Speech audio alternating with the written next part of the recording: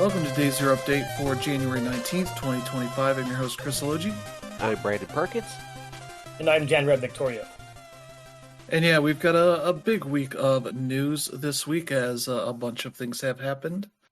Got some games getting announced, a handful of them, some pretty cool things there. A lot of industry news happened, both good and bad. And Nintendo finally put out, let's say, a teaser trailer of what their Switch 2 is going to look like. Yeah.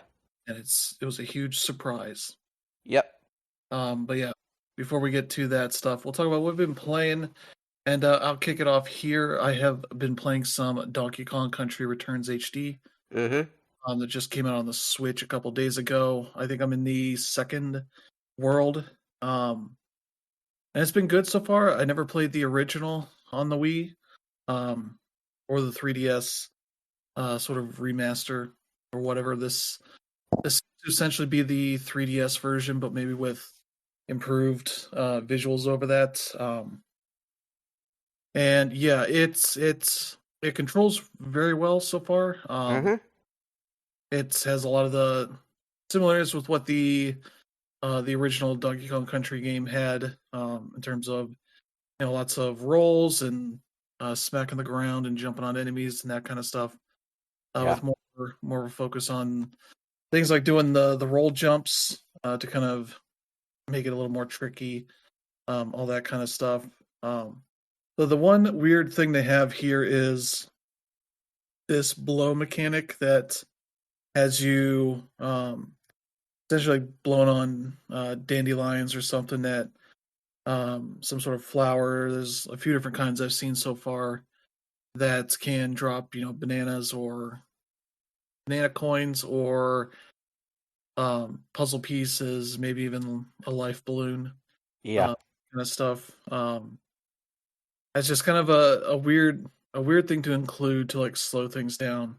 But yeah, like in the original games, you're mainly trying to play through these stages and get all of the puzzle pieces and survive and get to the end. Which the puzzle pieces, they do a good job of hiding things. There's been stages where I've found them all, and others where I get through and I have just like one, and I'm like, how the hell did they hide all these things? They usually either use foliage in the environment to conceal secret areas, that kind of stuff, or you just miss stuff as you're going. It's been pretty fun, though kind of both pretty easy as well as having some areas where it gets very hard. It's easy in that you are constantly getting new lives through the collecting 100 bananas as they get. In a lot of areas, either single bananas or batches of bananas that get that counter filled up pretty quickly, and even if you lose lives, it respawns all the bananas around you. So you can easily kind of go back a bit if you know where some good bananas are at, or sometimes I had one stage where the barrel where I could get Diddy Kong back was just a little bit back, so I just kept going there, and in the process had like 20-30 bananas I could pick up along the way. That made it pretty easy. Also build like in the jumping mechanics, if you jump on enemies consecutively without landing on the ground, banana coins and leading to a life balloon coming out. So there were some challenge stages where that was like a way that I was basically getting a life balloon pretty easily in this section, and then also getting bananas and getting lives on top of that, though also accrued a ton of banana coins, which you can spend in the shop on life balloons and various numbers for what you need. I have like over 200 right now, and those are like 10, I think, for 7 lives, and I bought a few of them. So I'm basically never really gonna run out of lives, so they really shouldn't have had lives in this game, because it's super easy to refill your lives and all that, and there's not really much interesting stuff to buy in the shop outside of like a key that you can use to essentially open up a path early around the current world map. Um, so you can easily just play the stages in the order that they have them set up, and you'll eventually get to that stage. But yeah, it's not a hard game to get through. It's just a matter of persistence and working your way through tough areas. Um, so yeah, it's one of those kind of games. It does have co-op, so you can play with the second player. I assume they play as Diddy, but I've not done that yet. I believe it has the extra stages that the 3DS version had, so Uh-huh. uh, got a little bit of extra there. But I would say probably ultimately get it on sale because charging $60 for a 3DS game is not really what I would say is a good deal on this. It seems like the load times are longer from what people were saying. Uh, they do feel long, but I don't know how they compare to either of the original versions. But it's definitely you see uh, Diddy and Donkey Kong running across the screen, and you assume that the it takes just one run to load up, but no, it takes like two and a half, three times to uh, load into a stage or out of a stage, and it's like this is a little long. It's not as bad as the way some people are making it out to be, but it is definitely on the long side for loads, especially when it's not exactly like it's a hugely intensive game. You know, it's all side-scrolling stages, that kind of stuff, versus say open world or anything like that. But yeah, it's a good game. It's just got some uh, pricing issues and a little bit of issues with load times and some of that stuff, being both on the easy and challenging side Mm-hmm. at times. But yeah, it's a good game. If you have not played this one before or have played the other, Donkey Kong Country games, because like yeah, you can definitely tell like Tropical Freeze is from the Wii U because it's just a more graphically satisfying game. It looks really nice and all that, and it also has great music. Whereas this version, I wouldn't say has great music. There are some tracks Yeah. that are good, but a lot of it just feels like it's building up to better music, but never gets there. Um, but yeah, that's Donkey Kong Country Returns HD. I got it with the vouchers, so it was $50 instead of 60. So I'll probably be getting Xenoblade Chronicles X as a result. So there'll be that. For other stuff I've been playing some older games. Played a bunch of Just Cause 2, put probably good 10, 12 hours into that now at this. Mm. This is the PC version, which took a little bit of work to get it working properly. Because initially it was installed on my G drive, but it was not loading.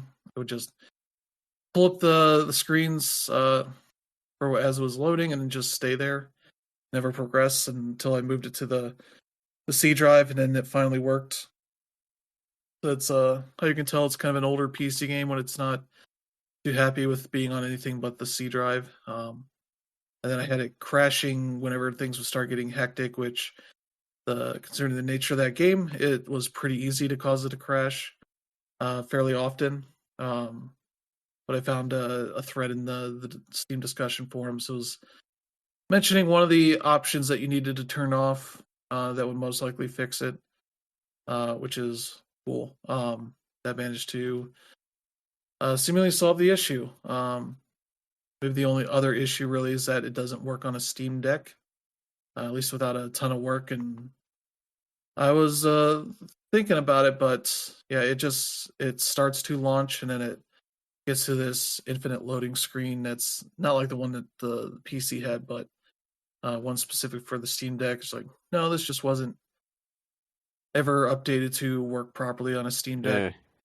It needs a lot of extra work that would make it work on the user end that I just did not want to do. So, but yeah, the game still a lot of fun. I've done some of the side quests with the three local factions that are opposing the big dictator. I have some places that my character will respawn when they die that are not the initial one you get. That would be full of a lot of narrative and exposition every time I die or crash and had to respawn. But yeah, that game's a lot of fun. Just getting around the map and blowing stuff up in these different areas and liberating each of the little villages or military encampments and all that kind of stuff. So yeah, that's been fun to jump back into. And the other old game I've been playing is Diablo. That's been on Game Pass for the past couple of days. And the version that is here on Game Pass is kind of borderline unplayable for me Huh. uh, as an old PC game because when I would open it up, it would have a big line down the middle of the screen. Ah. I think was the showing the area, like the resolution that the game runs in, essentially. Because if I had a had OBS up, like trying to capture the game, if I was, it would not be able to pull it. But if I had to do the display, so it would just show what the screen's showing.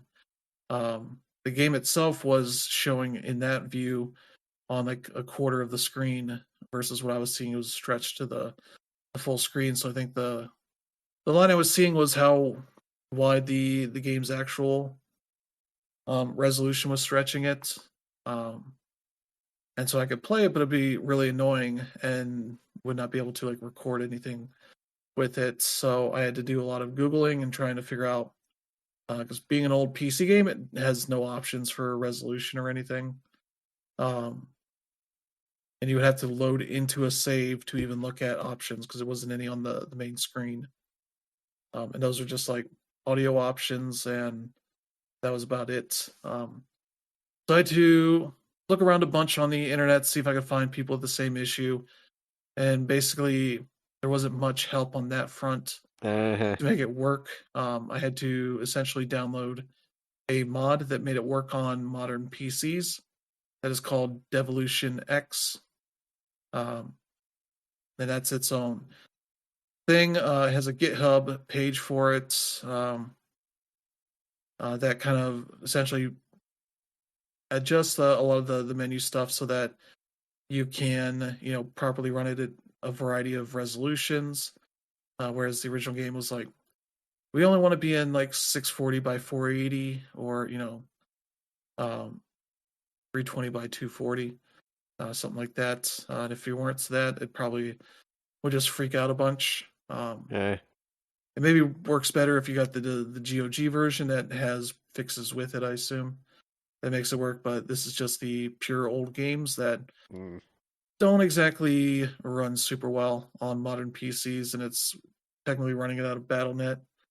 And so it's like this is very frustrating to Mm. have this as the experience they're shoving into people's faces.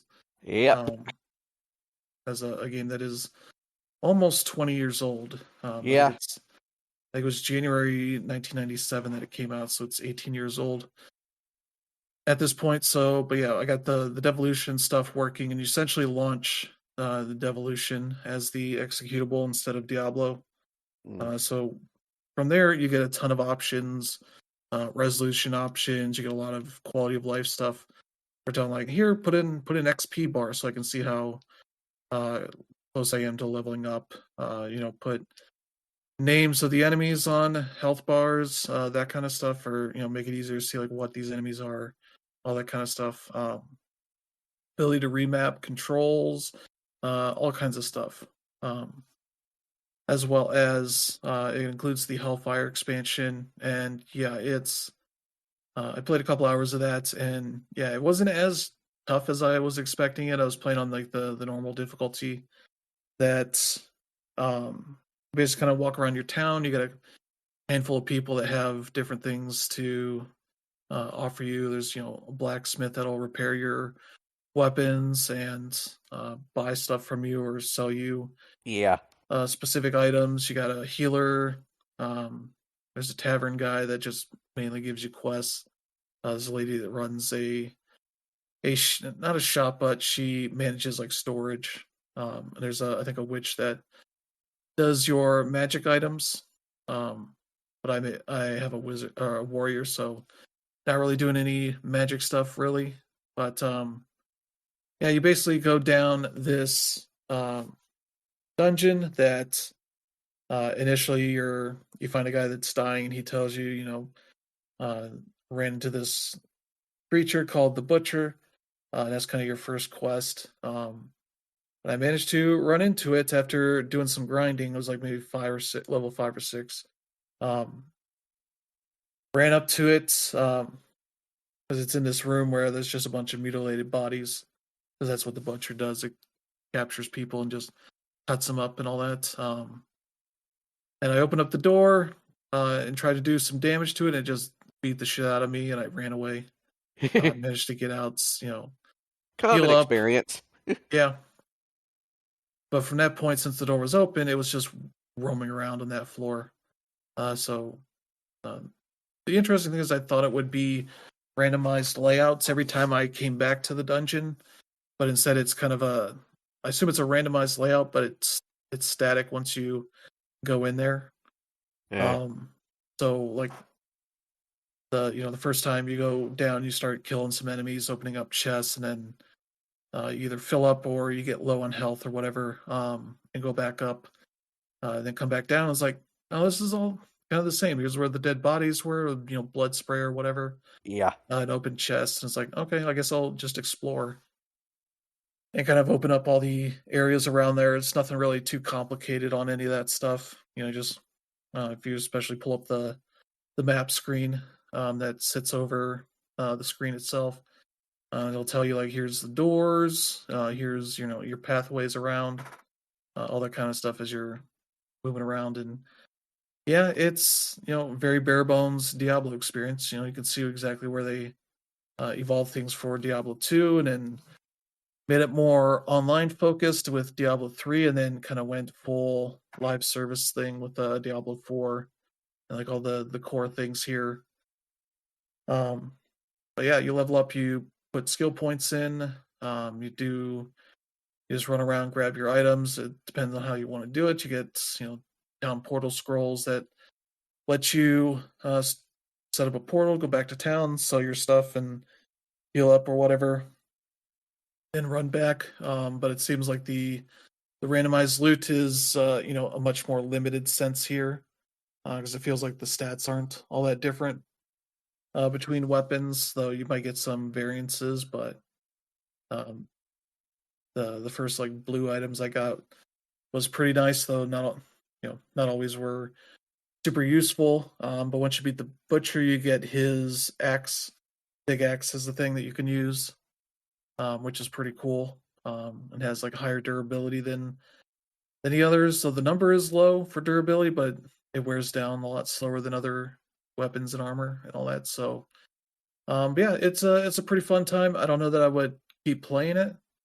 Because yeah, it's just kind of as I mentioned last week, like it seemed like the comparison was that this was like Torchlight was, where you have a town of merchants and whatnots, and you go down a dungeon that is kind of never ending. But being a 1997 game, it probably has an end, but it's a set dungeon, and that's kind of it. You're just kind of getting all the way to the end, get the loot you want, and then eventually start the expansion and do more of that, and then work your way up the other difficulties and all that. And yeah, it's one of those things, but it has a nice vibe to it because you're dealing with these kind of darkish dungeons, and you kind of see figures kind of shifting about in the edges of your light, and you're like, oh, this does a good job of giving kind of creepy vibes. So the music doesn't really help it too much, because there's times where it's like, oh, it's about to start like a metal song, but then it doesn't pick up into anything. Where you start hearing like the the start of a song, and it's like, oh, this just doesn't go anywhere really. Probably because they didn't have a ton of room on the discs or whatever for music. Yeah. I'm assuming, because there is some general tunes there, but it doesn't have the metal vibe that you kind of expect out of later games in the Yeah. franchise. but they do have like screams happening and that kind of stuff. Like the one scream is very much like one of those that's in the pack that you hear in movies and shows and such all the time. Um, but yeah, it's a pretty cool game, but yeah, it's definitely one that you kind of have to go into with your awareness of how old it is and sort of where things would improve from there. But yeah, it's a pretty cool game. So yeah, that's been pretty much what I've been doing. So how about you, Brandon? Well, my gaming this week has largely been divided between first off is a game for the PC, a really amazing like indie horror game, survival horror game called Sorry We're Closed. And to compare this game to something, I would say it's the first thing when you open it up and play it, like you're immediately thinking of like the old school PS1, survival horror games. So Silent Hill, Resident Evil, because it's sort of a lot of it is done in like a fixed third person view, and essentially but that's once you actually play it, it's like it's one of the most wonderfully original games I've played in that genre in a while. Essentially what it is you're playing this woman named Michelle. She recently broke up with her girlfriend like 3 years ago. She's still not over it. And she's just sort of going through the motions where, she has a job at a convenience store in somewhere in the middle of London, and she just sort of goes through the motion with that so that, when that's over with, she can close up shop, go out and interact with her community, basically. And then one night, while she's sleeping in bed, she is visited by what is, for lack of a better term, a sleep paralysis demon, who calls itself the Duchess. And the Duchess basically says, learn to fall in love with me or I will, you will die and risk eternal damnation, that kind of thing. So when she wakes up, she suddenly discovers that, among other things, she now has a third eye, which allows her to sort of tear the veil between, the living world and the underworld, for lack of a better term. Or the divine world, whatever you want to call it. And among other things, she discovers that pretty much everyone who lives in the borough that she lives in is either an angel or a demon. So, like her best friend Robin turns out she's a demon. Turns out her boyfriend, the guy she's seeing, is an angel. The Duchess, of course, is also a demon. One of the girls, Clarissa, I think that's her name, or is it Marissa? I can't remember. Turns out she's also an angel. And basically, even after that, you'll start like vaguely see like angelic shit, like spiritual shapes in the aether that once you get the third eye going, you can actually interact with them and talk with them. But the meat of the game involves you essentially going into the underworld, trying to find all of the Duchess's past partners, for lack of a better term, and to get their third eye. And usually that involves going into these weird sort of twisted hellscapes that are sort of vaguely similar to wherever area she's in her borough at a given time. So like the first one basically involves her having to go into like an old subway tunnel. And this is also where you get the find out how like the combat in this game works. So the combat in the game, you only have two weapons. You have a hatchet and you have a pistol. Except the hatchet basically looks like it's been stitched together by a bunch of random creatures, and the pistol, it growls every time you feed new ammunition to it, and it has teeth. So yeah. And so like all the combat in this game, even though it's a fixed third person game, the combat all happens in the first person.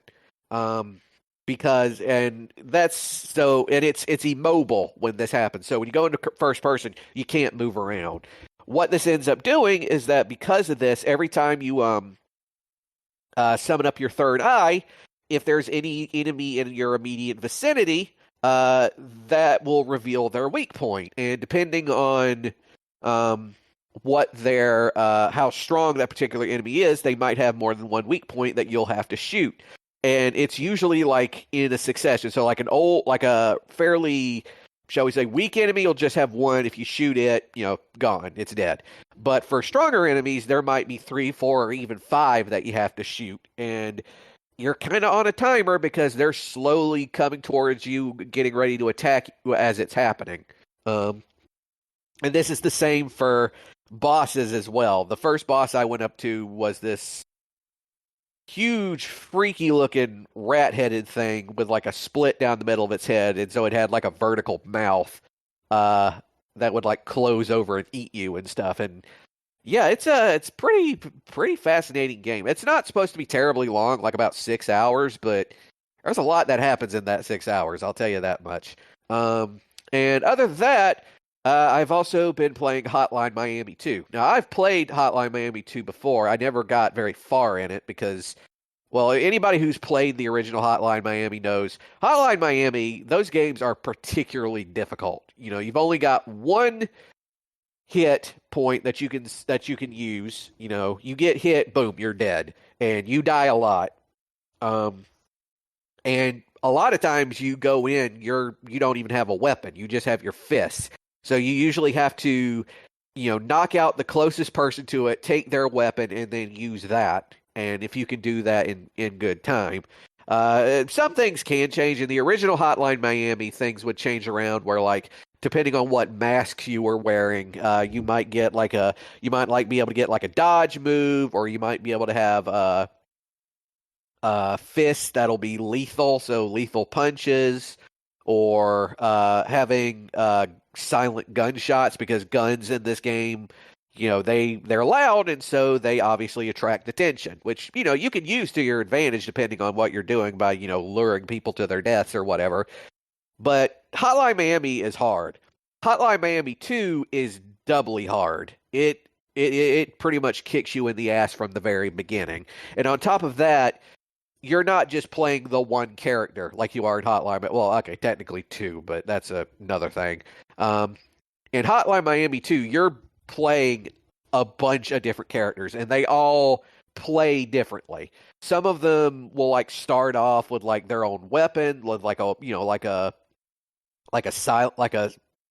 pistol with a suppressor on it. Or some of them will have they have the lethal fist thing where, yeah, they can kill with their punches, but it also means they can't pick up any weapons with it. There's one that operates as like a duo where one has a pistol, the other has a chainsaw.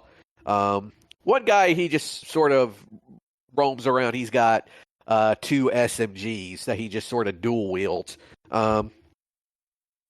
But yeah, that game is crazy hard, but also crazy fun too. And honestly, I think I'm kind of finding it slightly easier going because after having played Hotline Miami, the original, I kind of get sort of the tricks of how these games work. So it's slightly easier to play.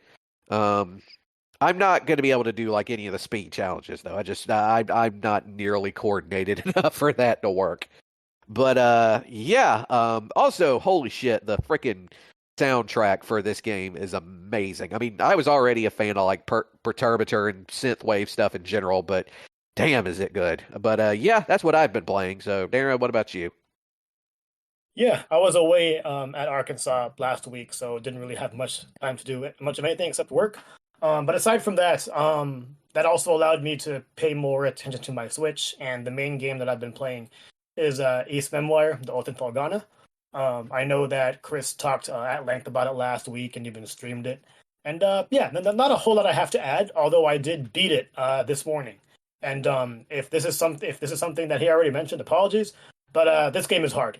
It does have a reputation of being one of the hardest, if not the hardest game in the series, and it is just a mixed bag as to why it's so difficult. Normally with games like this, I just like plow through all the enemies that I see. But as I got towards the last 2 dungeons, I just got to a point where, all right, I'm tired of getting my ass handed to me. I'm just going to run away and jump away and try to get to the end. And if I can't beat any bosses, then I'll just go ahead and level up. Yeah. And aside from that, almost every boss I fought in this game, I died to consistently. And the main reason why I beat it was because Falcom is nice to a point where if a boss kills you enough times, you'll be able to play it at an easier difficulty, and then after you beat it, it'll go back to where you were. So I've been playing on normal mode, and yeah, so the main reason why I found it difficult, aside from things like, just a lack of skill, was because I just found the controls to be a little bit archaic, primarily on Switch handheld mode. I did not play the game on console, so I don't know how different it feels on controller. But the controls are fairly simplistic. You attack with the A button, you jump with the B button. Your X button allows you to use your limit break or special, whatever it may be, and then the Y button allows you to use a special move that you have equipped. Um, and then there's like four in the game. The first one you get is a fireball. The next one is a cyclone tornado move, similar to holding B with Link in any Zelda game. And then the next one is a what's it called? It's sort of an Earth Rush move. It's pretty much a spear or tackle. So yeah, those are. I think I mentioned. I think I said there's four. So there's really three, and you pretty much just cycle through those using the R button. But it would have been nice if there was an ability to uh just use the right stick in order to choose one, because a lot of these were mapped pretty chaotically, and if I'm doing things like holding the button to charge it and have more power, it was really easy for me to also accidentally press the R button, so I'd end up using moves that I didn't intend to do, which led to my death. But luckily, if you're in a dungeon and you die while you're exploring it, you're actually respawning on that specific screen. So you don't have to worry about, respawning at the last save point or things like that. It only gets archaic in the very end because a lot of the screens to go through in the dungeons are really, really long.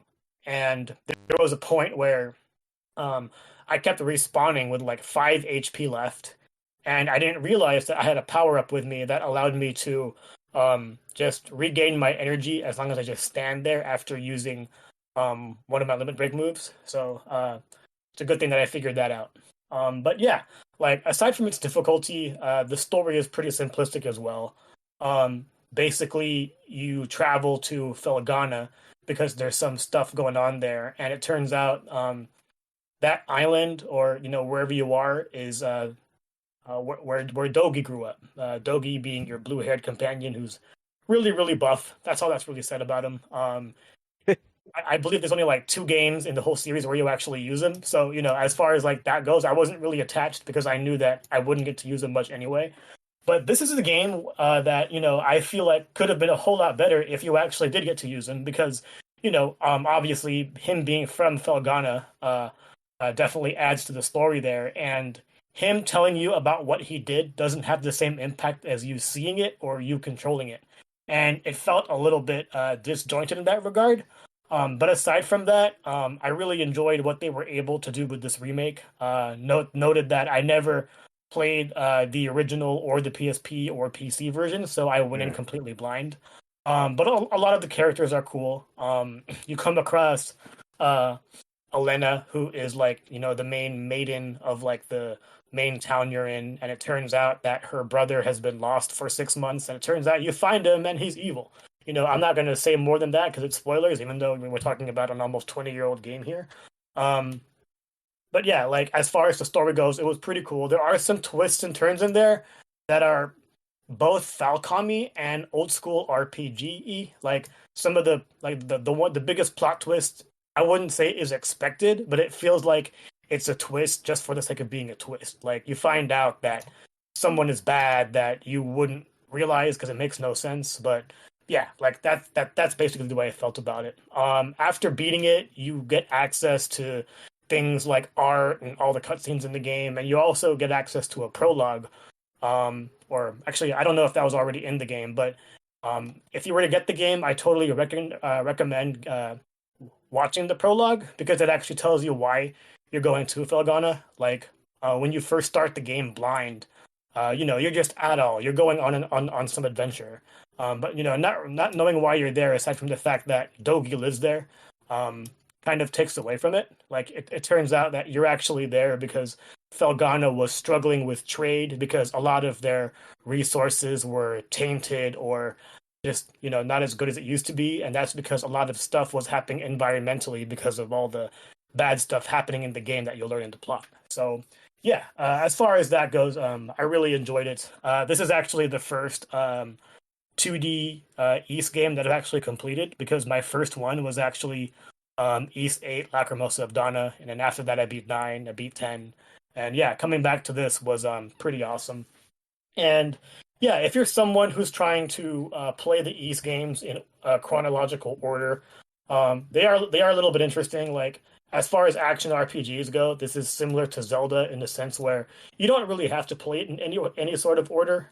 This Adol Kristen is the same guy throughout, but at the same time, like it's told in such a way where it always begins about him being this legendary guy who's had so many adventures, and the adventures he had are going to be different based on who you talk to. And I've always enjoyed that about it because I feel no pressure to play specific games in the series aside from knowing how good they actually were. But that being said, like the way it goes is East Origin is first, East 1 and 2 is second, East 10 Nordics, which was the one that came out last year, was third, and then Memories of Celceta, and then Oath and Felghana. So you're chronologically looking at the fifth game in the series, but at the end of the day, you don't really have to know. You don't have to worry about that. A lot is made about Adol's age. I don't personally feel that he's been any more or less mature than in any other game I've played because at the end of the day, you're just going on an adventure or getting shipwrecked or whatever it may be. But yeah, this is definitely a fun one. I believe the special edition was like $60 on Switch, and like the rest of them are sort of budget priced. So if you're looking for a good RPG, that's also super challenging, I totally recommend this one. And the best part about it is it's only 12 hours, so it's a pretty quick play, especially compared to other Falcon games. And yeah, it's a good start to the year for Falcon because we're looking at maybe 5 or 6 games coming out of them this year, even though some are just going to be translations. We Yeah. have this one that just came out. We have Trails Through Daybreak 2 coming out next month. Yep. East versus Trails in the Sky Alternative Saga, which is a port of their PSP crossover fighting game, is coming out sometime this year. We don't know yet.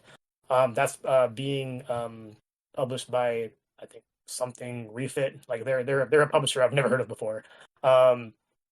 Trails in the Sky First Chapter, which is a remake of the very first Trails game, is coming out sometime this year, and that's being Yep. published by Gung Ho. And Gung Uh-huh. Ho is actually the publisher for a game we're going to talk about a little later. So yeah, it's going to be a big year for them. And then like last December, they also announced East 10 Proud Nordics, which is kind of like an enhanced version of like last year's release. And then we also might get Tokyo Xanadu too. So yeah, it's a big year for Falcom, and this is definitely a great way to start it off. But yeah, aside from that, there are 2 games that I'm also playing that I can't talk about yet, but we'll get there soon enough. So that's been about it for me. All right. All right, so yeah, let's get to some news, and it is a Yes. new month for PS Plus for the game catalog for Premium and Extra. So we'll talk about what they have coming up here on Tuesday. For Extra and Premium, we got first up God of War Ragnarok for Freaking PS4 and finally. PS5, so people can check that one out. Yeah. God, I've been waiting on that one. Yeah, it's a very good game. Once I finally finished the first one, I was like, well, shit, now I got to play the second one. And yeah, it's just because, it's still like they're still selling that shit at full price. So I was like, crap, man, I'm going to have to wait until this is on PS Plus. And lo and behold, coming out Tuesday. So, Yeah. So yeah, there's that. Let's see, for PS5 and PS4, Like a Dragon Gaiden, The Man Who Erased His Name. yep. The sort of side story that goes between the two Like a Dragon games, Uh-huh. the two RPGs, though it's not an RPG itself. Dealing with what Kazuma Kiryu's been doing, which includes him faking his own death and trying to stay out of trouble, but as is often the case, trouble comes finding him Yep. anywhere he goes. So yeah. So yeah, that's on the shorter side for those games. So that's one you can check out and get through. Uh-huh. Let's see. For PS5, there's Atlas Fallen: Reign of Sand. This is an action RPG. I played a bit of it when it came to Game Pass, and it's a pretty decent game. Big open world action RPG kind of game. Yeah. Where you're going around fighting enemies and doing quests and all this kind of stuff. Hmm. It's had a bunch of work done to it to make it a bit better than what the original was. So Yeah. yeah, it's a pretty solid time for what I've seen. So there's that.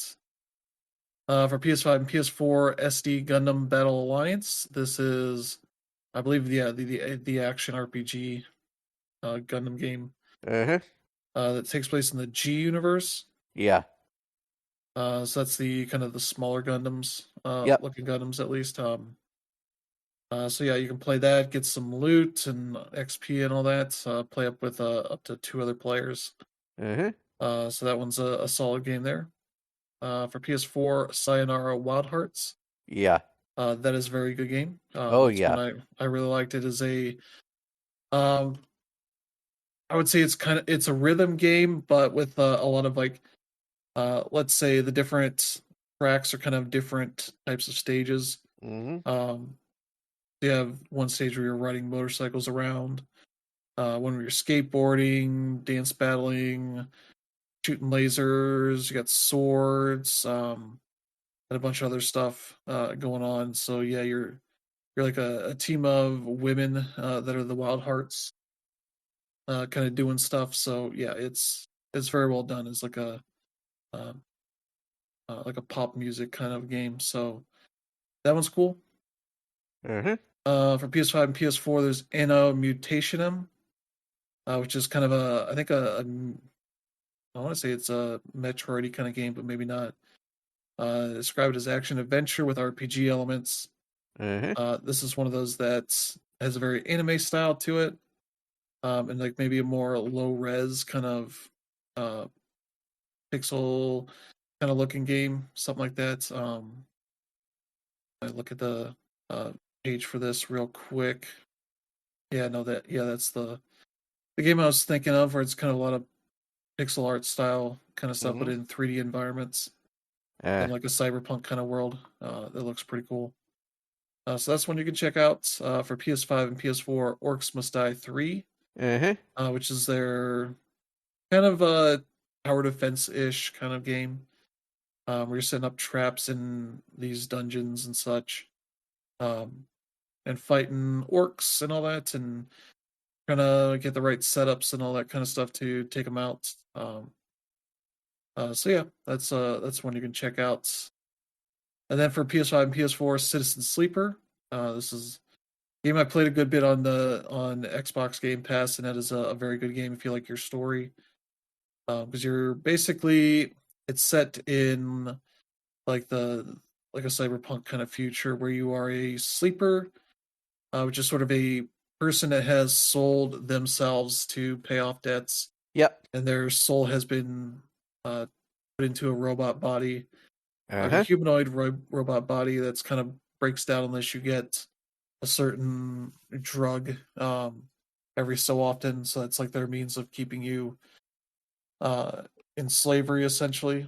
Yep. Um, and so yeah, it's kind of designed like a tabletop RPG, uh, where you're kind of looking at this board of places to go, and Yeah. you have so many like points to spend in one day, and you're usually trying to accomplish things, and it kind of changes up the story a bit. Though I don't know how much variance there is on that, because you're like trying to do things for certain people, and you can spend your dice that you get on that stuff. But there's also like an alternate place you're hacking for like specific kinds of currency that you use to spend on things. Uh-huh. Um, it's a fairly bit complicated, but once you kind of get your head wrapped around it, it's a pretty cool game. Mm. And so yeah, the sequel's out pretty soon, so there's a chance to play the first game for that. So Huh. there you go for that one. And then for PS4, the last one here, Poker Club. This is just a poker game. So yeah, you can play online, I believe, as well as probably local play and all that. So Hmm. yeah, it's normal poker. It's not fucked up poker like Balatro. So Yeah. if you want your normie poker, there you go. Uh-huh. But let's see here. For premium, they have 2 games. They got their own Indiana Jones here, Indiana Jones and the Staff of Kings. Yep. This was a PS2 game that came out in 2009, so a very late PS2 game. Huh. But yeah, you'll be able to check that one out. Yeah, Searching for the Staff of Moses. So there you go for that. And then Yep. also for PS4 and PS5, Medieval 2. Mm-hmm. So you can check out the sequel to the PS1 classic. So Yep. got more spooky stuff with Sir Daniel Fortesque. So Yep. there you go. And that's your lineup. Some pretty good stuff there. Huh. If there's anything that interests you, Brandon. Well, obviously, like I mentioned, God of War Ragnarok, that's the big one. Uh, Citizen Sleeper, I've already played that one. It is an amazing game, but it is kind of a slow burn because it's it's a great game, but it's not really big as far as action is concerned.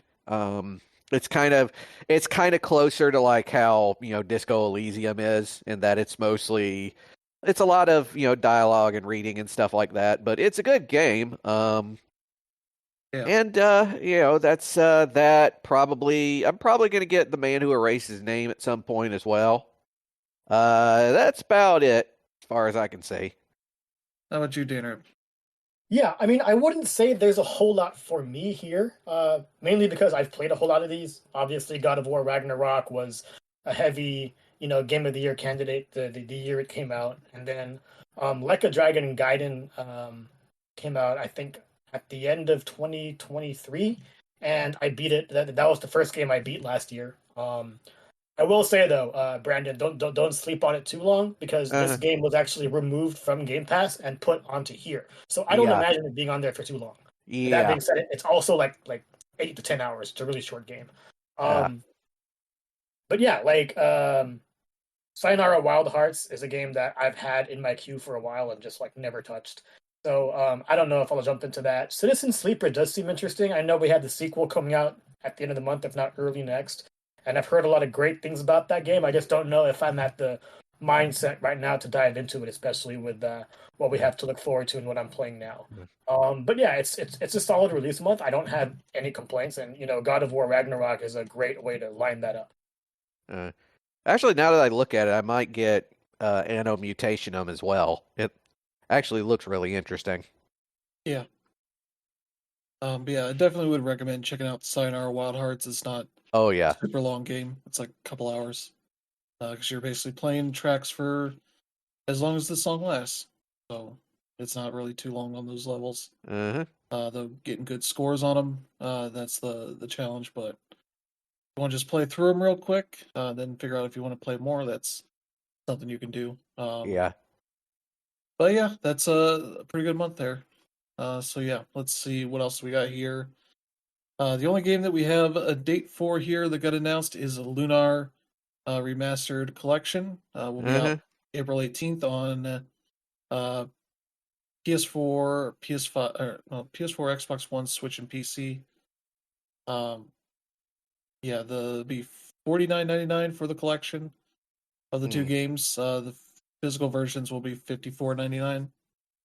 Looks like North America is exclusive through Amazon and Europe through Clear River Games for that. So yeah, nice to see these two classic RPGs kind of that are always perpetually in states of not being available, and then gets like a remaster of some sort or port that Hmm. makes it more available, and then that's it for a long time, and then they do it again, kind of thing. So yeah, that's those are some good RPGs. Huh.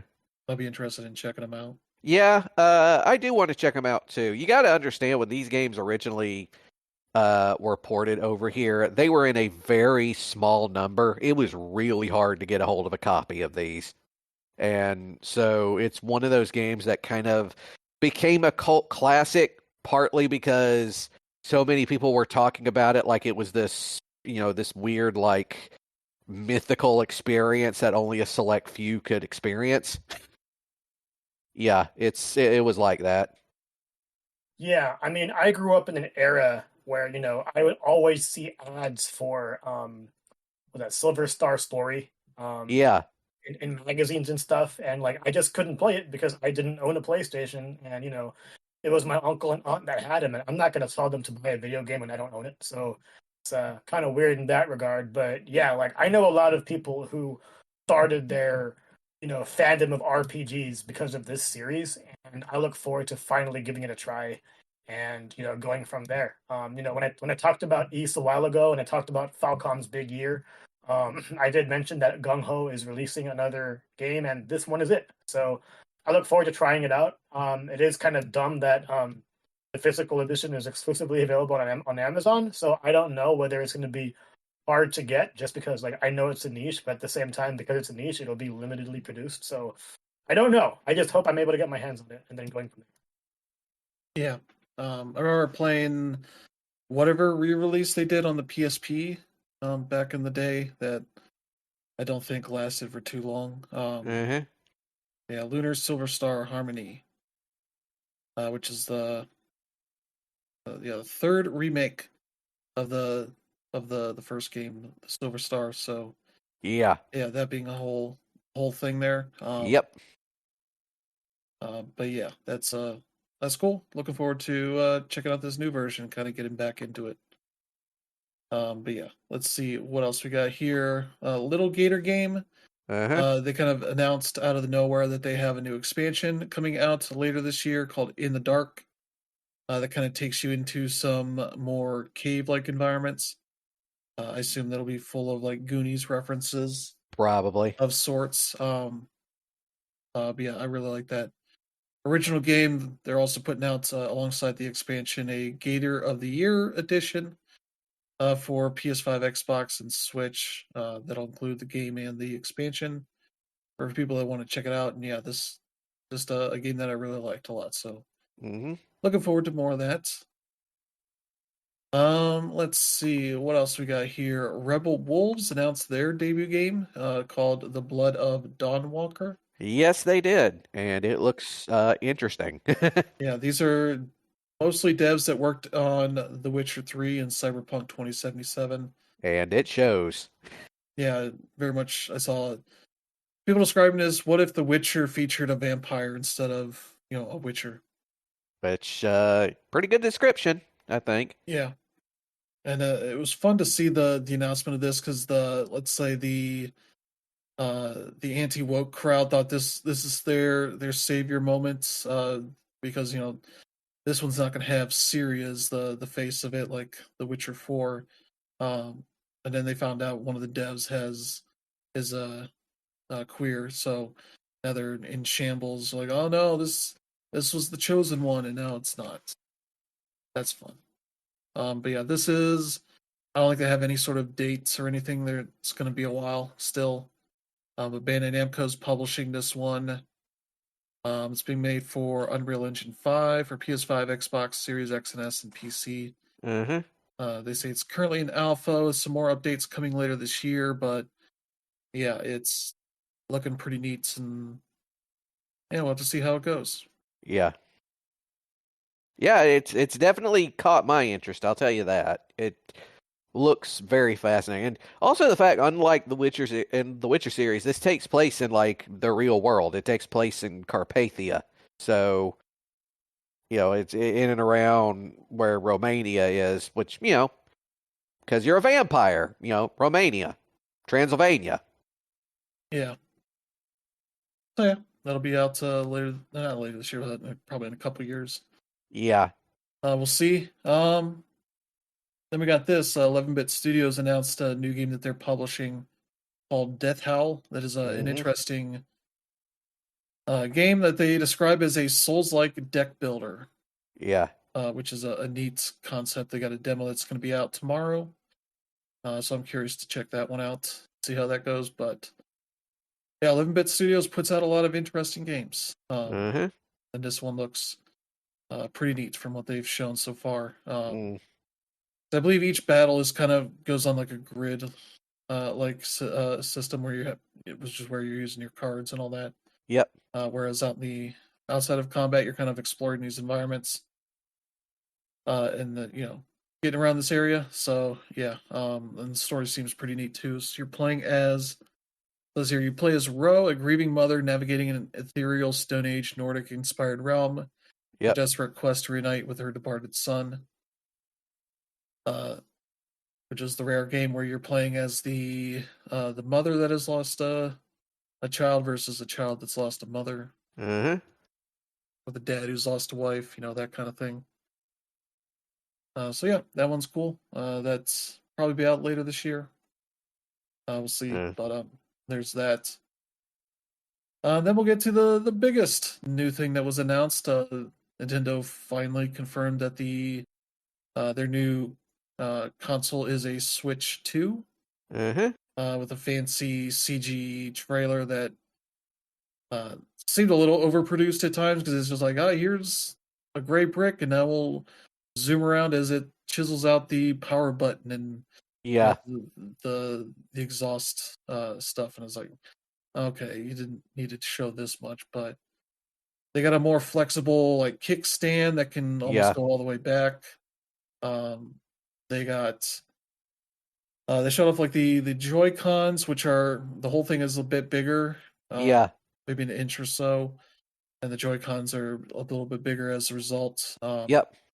And it seems like um, the top part of it on the Joy Cons, like when you're using them individually, it seems like that's built out a bit more Yeah. to be a little more comfortable to use that way.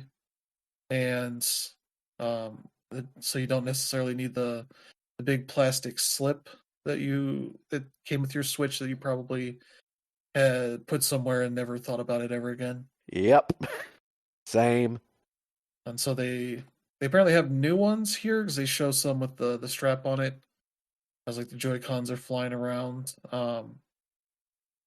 So they got that. But yeah, it's all black, which is a neat look compared to the original kind of Switches that were designed to be kind of two toned with the Joy Cons. Like the only color is under the analog sticks and Uh-huh. the bits that plug into the sides of the tablet. So yeah, instead of rails, they have I believe it was supposed to be like a magnetic thing that keeps it in place. Yeah. Um, what else? There's a weird button that has no thing on it. It's just a square button on the right Joy-Con that can maybe Uh, be used for whatever. Um, there's also a button on the back on the Joy-Cons on the back side that I don't know if that's an actual button or some sort of release mechanism for the Joy Cons or something. I don't know, ah, but it seems like the triggers are still buttons and not any sort of triggers with a give to them, so that you have a range of motion in there. yeah. The shorter buttons seem to wrap around a bit more. But yeah, everything else kind of looks a lot of the same. There's no D-pad; it's still the same four directional buttons, Uh-huh. plus minus. You get your green shot and home button.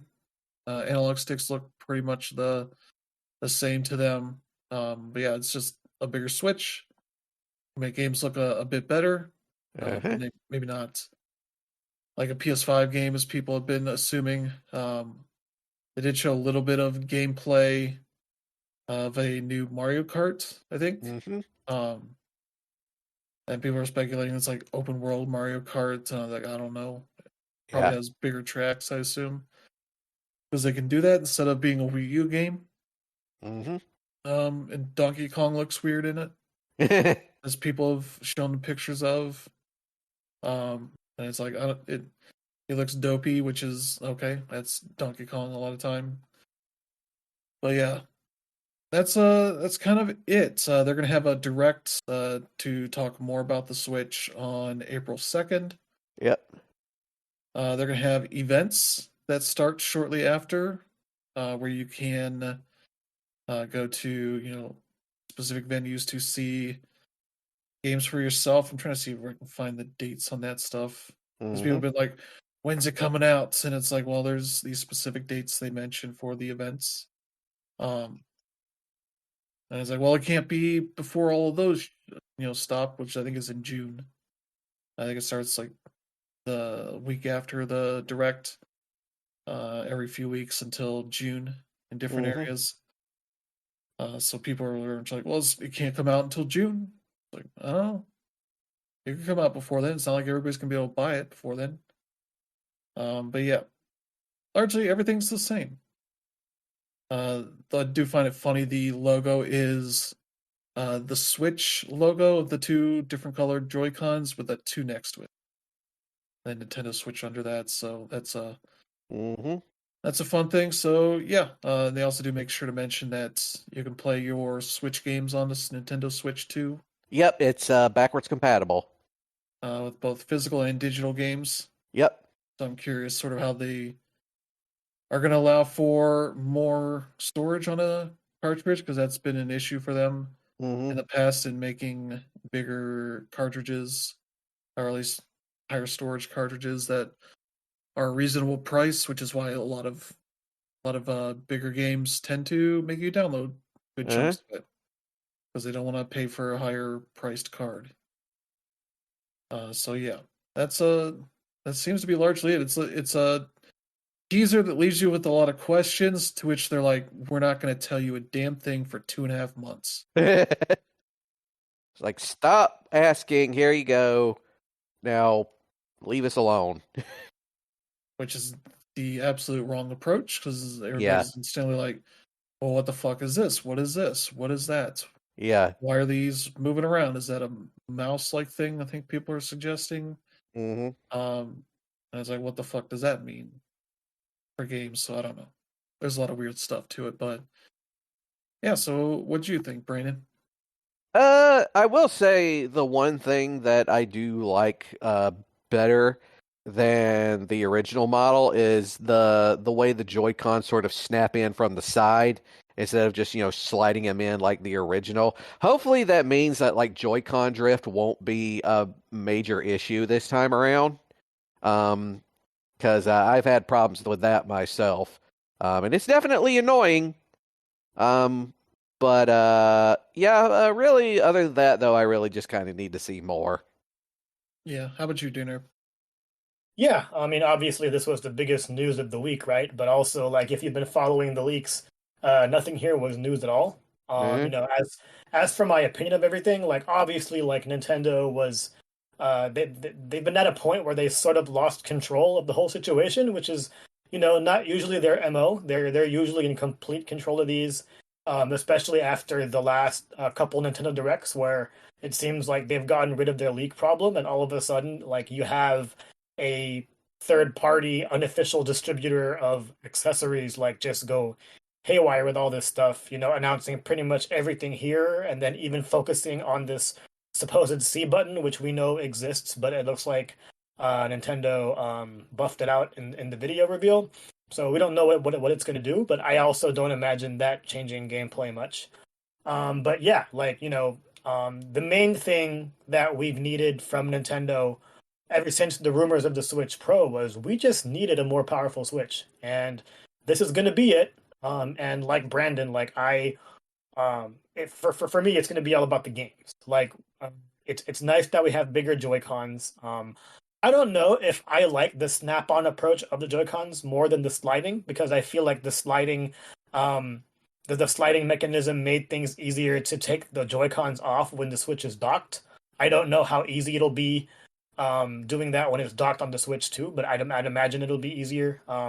I believe they did this as a way to both combat Joy-Con drift as well as like breaking it. But it's also weird, right? Because you see the middle have this like almost cartridge slot kind of thing, which can seem as breakable as an HDMI because those break all the time. But maybe the magnets at the top and bottom prevent you from that. I don't know. It's more of a I'll wait till I see it. Unfortunately, when the event comes to LA, I'll be elsewhere, so I won't be able to like play it at one of these events. So yeah, we're just going to have to wait. The other interesting thing is I don't remember the initial trailer of what the Switch can do, and then all of a sudden, there's Switch event happening to like talk about the release date and the price and stuff. So I don't know how early they announced that latter event. It is interesting that they announced a Nintendo Direct for April 2nd because yeah, that's quite a bit of time from now. That's also after Pokemon Day, and Nintendo and Pokemon Company always have something. So it's going to be weird if, Pokemon Day comes and goes and then they don't at least mention the Switch 2 because we know that's coming. At this point, games like Metroid Prime 2 and Pokemon Legends ZA or AZ, I don't even know what it's called, are at a point where, am I going to get on Switch 1? Am I going to get it on Switch 2?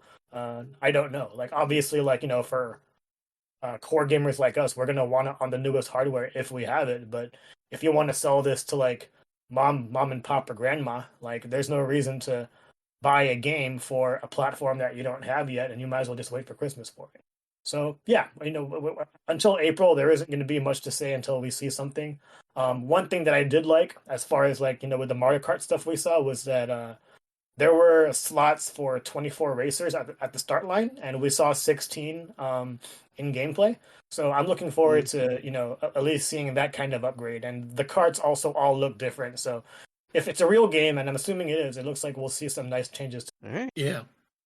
Yeah, so yeah, from what they've shown, I've seen people talk about pricing and all that, and I'm certain it's not going to be anything lower than $399 for this thing because it seems like they're going all in sort of a higher quality looking Switch, and they're still gonna still sell the Switch and the Switch OLED for a while still. Mm-hmm. I don't see them like going real cheap on this. Yeah, I mean, speaking of the OLED, there's been rumors that there won't be an OLED model at launch, and I'm gonna hold out hope that there will be, especially like with, yeah, like the way the current concept looks with the smaller bezel does look nice, but if it's not OLED, downgrading to LCD is just gonna be like a weird. Yeah, though it'll look a lot better because the games and the resolution will be better capable than the Switch was. So it should be a thing that will look better regardless of what the screen is capable of showing.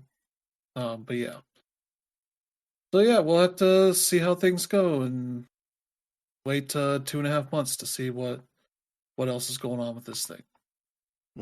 So yeah. Yeah, there you go for that. That's your Nintendo news of the week, at least for now. We do got some more news here. And this one was pretty cool. This got shown in, I think, a direct recently. Promise Mascot Agency. That is a Japanese game coming from Kaizen Gameworks. That is, as they describe here, an open world mascot management crime drama. Yep. A lot of visual novel stuff to it and all that, and it has a pretty cool voice cast here that they announced. The main character named Michi is voiced by Takeya Kuroda, who is also the voice of Kazuma Kiryu in the Yakuza and Like a Dragon games. Yep. Pinky is voiced by Ayano Shibuya, who's known as Purura in The Legend of Zelda Tears of the Kingdom. These are all the Japanese voice actors, if you didn't know. Matriarch Shimazu is voiced by Eri Saito, who's in Chainsaw Man, Metal Gear Solid 4, Guns of the Patriots, and Way of the Samurai 3. And then you start getting some of the cool characters. I got Mono Gay, is voiced by Shuhei Yoshida, who just left Sony the other day. So that's cool for him. Then Kanushi-kun, voiced by Hidetaka Suehiro, otherwise known as Swery.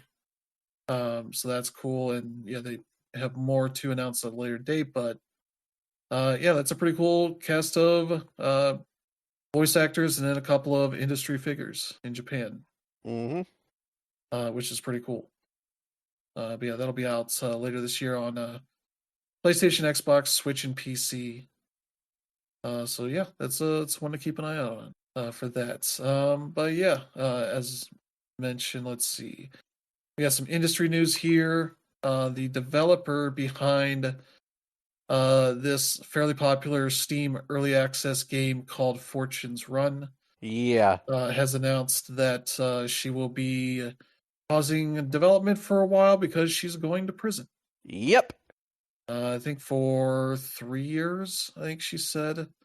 He announced on Tuesday that her past before getting into game development was a uh, one that was very fraught with issues and such. It's saying here, I've been sentenced to prison for the next 3 years. It's a long story, but I've lived a very different life before I was a game developer. I wasn't living very well. My case is about 5 years old now. I've been going through the legal process the whole time I've been working on this. I have finally been found guilty and sentenced, and I'm going away next month. And it's like, boy, I've not heard an excuse like this in a long time. So, hats off to them. Uh huh. Wish them the best of luck. But I assume the game will, as far as it's sold, is probably done well enough that they'll at least have a nest egg to come back to. Yeah. Um, Not sure what they're going to do with it as they're in prison, but that's one of those announcements that's like, boy, was not expecting to hear this. Mm-hmm. So yeah, there you go. One of the wildest excuses I've ever heard. Yeah. I mean, it's a hell of an excuse. Yeah. Can't finish the game because I'm going into the clink for a couple of years. Yeah. I'll tell you what, I do enjoy the transparency though. Yeah.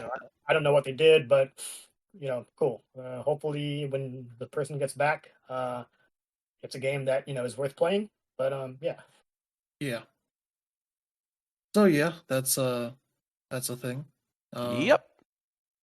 Let's see. Let's move on to less egregious issues, but still issues. Nintendo in the Donkey Kong Country Returns HD game, which was originally made by Retro Studios, has omitted all of the original devs from the remaster's credits. Mm-hmm. So it's all the new team that has been working on it, and nobody from Retro, which is a thing that they've done plenty of times before, and it sucks every single time. Yeah. Because you wouldn't have this game without the people that made it at Retro, Yeah. much less anybody. It's not like they're on bad terms with Retro. They're working on the current Metroid Prime 4. Mm-hmm. So there's no real reason they couldn't have done this, but kind of their MO to not credit people for games they didn't actively work on, Mm-hmm. even though it's a project they made in the past. So yeah. Yeah, I don't know what to say. There is obviously like nothing good for it, but at the same time, it's like we can chastise them to no end. I don't even know if buying or not buying games is gonna, solve this problem. But yeah, it definitely sucks. Especially being in the industry.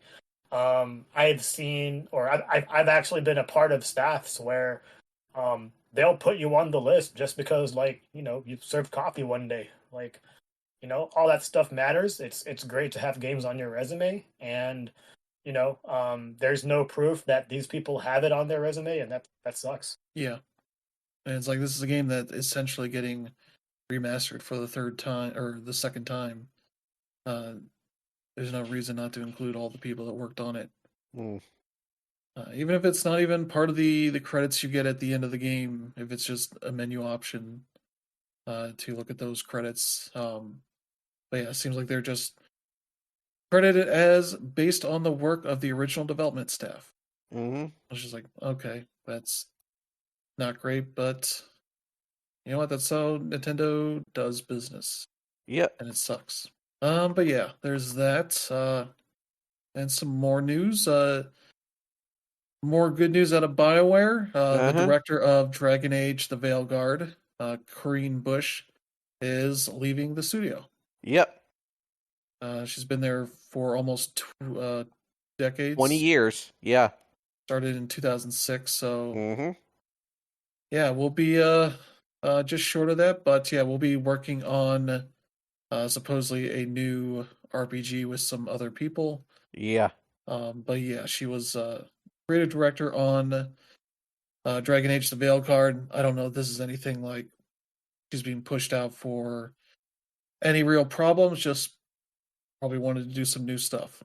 It's possible. especially for a franchise she's probably worked on since the start. Yep. So Yeah. Yeah, it's sad, but Dragon Age Veilguard, obviously, because of the culture war bullshit, it got a lot of heat and stuff. The game still sold fairly well, so it's not like, it was necessarily for sales reasons. I'm pretty sure she was just ready to do something else at this point. yeah. So yeah, there's that. Yeah, I mean, I really wouldn't know what to add here either. I mean, she has been at EA for a long time, and that's hard in its own right. I personally don't know who she is, but I also don't have any real connection to the series. But at the same time, like people leave to pursue other interests in and out of gaming, and hopefully wherever she goes next, she's valued.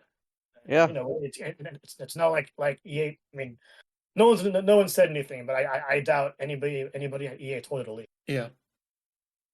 So yeah, there's that. Let's see. We got some news out of Sony. Reports that they have canceled 2 of the live service games they had in the works. Mm. Seems this involves Bend Studio and Blue Point Games. Mm-hmm. One of them was a God of War live service game, and the other was what was it? God of War, and then yeah, that was the Blue Point game. Yeah, what was the other one? But yeah, that not sure where it's mentioned here what the other one specifically was, but yeah, it's interesting to see that at least they're kind of going back to be more, critical of these games and see if they're going to really live up to the amount of work that needs to go into finishing them up and get them out there versus, having more games that go like Concord that just kind of hit in a dud kind of way, no matter how good or interesting they are. It's better to cancel them now and put the team on other things than Yeah. to have them finish it and make it seem like a huge waste of money. So yeah, that's a shame. Hopefully there are no layoffs as a result of this stuff, but I would assume these are studios that um, have other things they can work on. Hopefully, be able to put those people onto that stuff, but we'll see how that goes. But yeah, that's some sad news there. The other one's interesting. But I think was it God of War Absolution? I think it was the last PS3 game in the series that had a multiplayer mode in it that was actually pretty good. Yeah. For what it was. Mm-hmm. I'm not too surprised that they tried to spin something up that could be more either multiplayer or co-op focused that could work out pretty well. But yeah, Yeah. I'm not surprised that it didn't work out. All right. Yeah, I mean, obviously with Concord, and we know this in general. Like, getting into live service games, especially as a console company, is really really hard. Oh yeah. I don't know who in their right mind there decided to say, "Hey, live service is the way to go because they make this much." A lot of the more popular games, Titanfall, Overwatch, they've seen their numbers go down. There is no reason why PlayStation can go ahead and enter and all of a sudden have something that goes right up. And when you have something like Last of Us canceled, and now all of a sudden we're hearing a God of War live service game, which I don't even know how you make successful with the characters they have because there aren't too many at all. And then Bend, we've been wondering what Bend and Bluepoint have been working on for quite a while because those aren't nothing studios. They make some meaningful stuff, and a lot of people are excited for whatever Bluepoint is doing next. So I hope that these studios weren't primarily working on this live service stuff because we know that there's a whole lot of talented people there, and yeah, hopefully it doesn't lead to any layoffs because we know what they're capable of, and doing a live service game that they're not known for is a bigger risk than you would hope to see them try to take. And not everything can be Helldivers, and even that is seeing lower numbers, so it's tough. Mm-hmm. Yeah. So yeah, we'll see how there's any fallout on that front. But yeah, let's get to our next story here. Microsoft has um, laid off a small number of people across its various divisions, which includes the Xbox division. Um, Yep. I don't believe it's anything like the 1,900 employees they laid off last year at this point, but Yeah. I imagine it's a similar reasoning for that, as far as like laying off people, going into a new quarter, uh, free up positions that they could hire new people in at less money and save some money as a Yeah. result. So yeah, that's and the way they describe this is very tech industry kind of thing of describing them as targeting underperforming employees, Mm-hmm. because these kind of companies love to have like performance metrics on this kind of stuff, and they call like the bottom X% every so often to be like trying to get everybody working harder, I guess, which is stupid because it's those numbers could be for any number of reasons, Mm-hmm. uh, based on what sort of tasks they're trying to do, or whether they have vacation time they're using, or whatever could be causing them to lose their numbers, as it were. So yeah, some disappointing news there. Yeah. Luckily, no studios or anything. I don't think there's any real details on like what studios or anything saw layoffs in this, but yeah, Mm. still not great. Yep. Yeah. Sucks, but it's to be expected in the current state of the industry. Yeah. But we'll get to a story here that's actually pretty good. Yeah. Future Lab announced that they are stopping support for Power Wash Simulator VR, which is not a huge surprise to me. But also saying that there's not going to be any layoffs because they're being, you know, moved over to other open positions in the studio to Mm-hmm. work on other projects. So yeah, it's not a huge surprise that this did not necessarily do well enough to deserve further investment from the studio, because this was very much a Meta exclusive Mm-hmm. that I assume they Meta paid for this, and that probably denoted for X amount of time to work on it, for exclusivity and all that. And yeah, Meta VR stuff is one of those things where it's either goes really well or it doesn't. It seems Mm-hmm. like this game was perfectly fine and all that, but it was probably not the platform for this game. If it was on Steam VR, it's more accessible in that sense, as well as PlayStation VR 2. I think this probably would have done a good bit better, because I remember when they announced this version, and very much the Discord for the game very much had a lot of questions like, well, when's it coming to PSVR 2? Mm-hmm. When's it coming to PSVR 2? Is this going to be exclusive forever? And they very much could not answer that stuff. I assume that was part of the exclusivity, Mm-hmm. to not mention any other platforms. And yeah, it ended up not happening. And yeah, I think it definitely is part of a reason. But and it seems like it did not do well enough to deserve more of their time and attention to that platform, unfortunately. But yeah, as the CEO Kirsty Rigdon Mm-hmm. announced here, yeah, here's her statement on Twitter, basically saying, "I am so sorry to let you know that we won't be continuing support of Power Wash Simulator VR. We Yeah. absolutely love and believe in VR, so this doesn't mean that we won't support it in the future, but we aren't able to continue with support right now. We've been faced with a crossroads. We have a Mm-hmm. truly excellent and kind VR team who are working on a platform which costs us more than it makes, while also having a list of job openings that we're looking for to be filled. We're looking to be filled on other projects. We took the decision to redeploy our VR team into those other projects and roles. While I would love to live in a world where we could support Power Wash Simulator on every platform going, I will always choose job security for my team every time. while I know that you must be so disappointed, I also know that if you were in my position, you would have made the same decision. Mm-hmm. And so, yeah, they've also clarified that the VR game and all the DLC that's already on it is going to be Yeah. fine. They're Oh not yeah. taking anything down.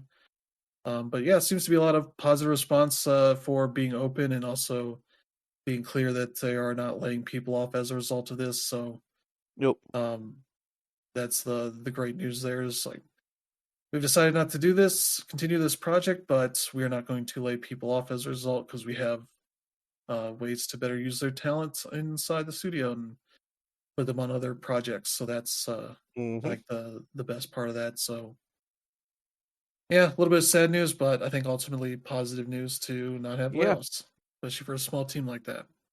Yep. Yeah. So I mean, it's on the one hand, it's sad that that game won't really get any more support, but on the other hand, it's a good thing that they're making sure that they don't have to lay anyone off because of it. Yeah, Yeah, and then obviously Power Wash Simulator is a powerful game and IP, and like not to say anything against VR, but I don't think that game was profitable to begin with. I mean, the industry itself is not profitable, so stuff. yeah. Yeah. Um, but every other version seems to be doing pretty well, um, especially with the continued support with the Wallace and Gromit DLC that's coming out in the near future. Mm-hmm. So that'll be fun. And we'll end here on another positive note. Awesome Games Done Quick just happened a week or so ago. They wrapped up and announced that they had reached $2.56 million for Yep. the Prevent Cancer Foundation. Very good week of streams from the 5th to the 12th. I watched a decent bit of these. There's some really cool ones in there. Mm-hmm. The ones I saw was like one of the really cool ones was a Rocket League one, using the community maps that people can make. A bunch of them make essentially a bunch of platforming challenges, and it was a speed run of those. It was also partly a demonstration of a lot of the cool maps that people were making because a handful of the ones they showed were ones that were not out yet, that people were still working on. And so yeah, it was some really cool stuff there. There's a really cool Crazy Taxi one that had a band that was playing the Offspring music while they were doing that. Oh yeah. That was a really fun one. There's one that was playing Mario, one of the Mario Brothers games with a piano, Mm-hmm. or he was playing piano while he was using like there's like a head motion controller that he used for that to control the game. So he was like moving his head around as he was playing piano, essentially Mario music to the game.